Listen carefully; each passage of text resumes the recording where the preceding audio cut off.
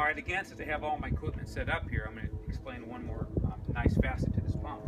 You'll notice that on the discharge of the pump, we have coming off at a 45-degree angle, I have what's called as a blaster port. That blaster port is drilled at a full 1 inch all the way into the pump. And it really performs well because what it does, it gives you both static pressure and full velocity blasting through the pump. So what I'm going to show you here is just to give you an idea of what kind of flow. What this device here does is we take typically a 30-foot piece of 1 inch pressure hose, and I'm telling you, don't use garden hose. You need a 1 inch ID hose or bigger if you want your optimum performance. People have no idea the performance increase when you go with a larger ID hose. So we have a full 1 inch port through here. We have a full 1 inch ID hose. We have what's called as a ball valve, but is a high flow ball valve. That just means it has a full opening inside. Also, we have a brass blaster nozzle on here that we use.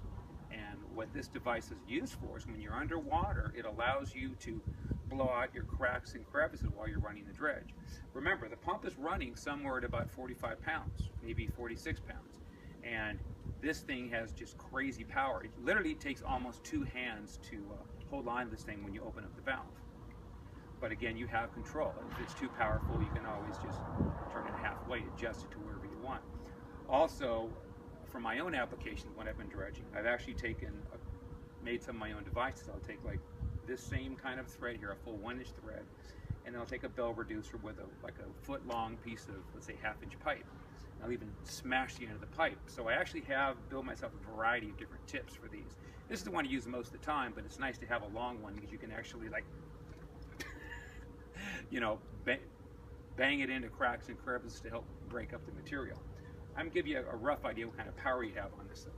Now I have this shut off here right now, so obviously I'm going to have a little bit more power, but this thing will probably shoot a stream with this particular pump here, probably up in the neighborhoods of about 50 feet, somewhere in that range. But I'll give you a quick idea.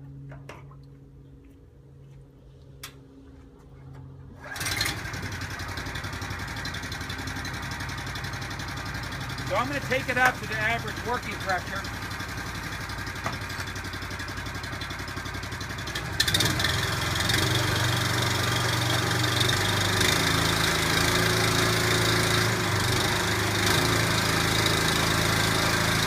About 45 pounds.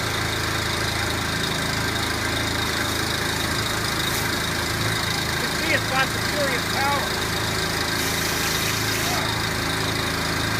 Control the flow. You did shoot this real quick.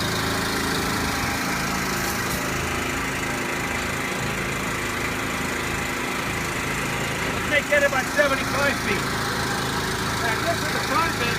I'm going to turn it all the way up.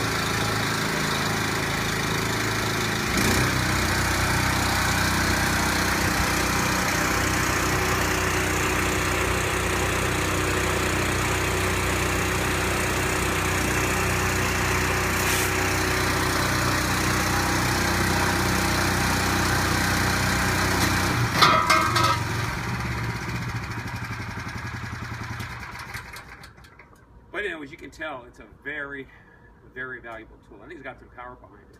And different nozzles will give you different types of cutting tools for underwater applications. So the blaster kit, we offer this in I believe an 1.5 inch, a 2 inch, a 2.5 inch, and a 3 inch. But on those, we just add a sleeve in here with a pipe coming off at an angle. But it's very critical to have that almost like a reverse power jet action coming off. And what we do on the other ones, I wish I had one to show you, but we'll take a piece of 2 inch tubing, and for let's say the P180 pumps like a 5 horsepower, and we'll cut a slot, let's say 2.5 inches, 3 inches long in that piece of tubing. So you have a big long opening. Then we'll lay in a piece of 1 inch ID pipe, and because of the almost reverse power jet action, we're getting, again, very similar to this, we're capturing both static pressure and velocity. So even with a little 5 horsepower engine, it becomes difficult to hold with one hand. And everybody I talk to who sells them, who I've sold them to, they all brag about how amazing it works. So this type of a blaster kit system is an amazing advantage when you're dredging, especially when you're in bedrock with a lot of cracks and crevices. So I personally wouldn't dredge without one.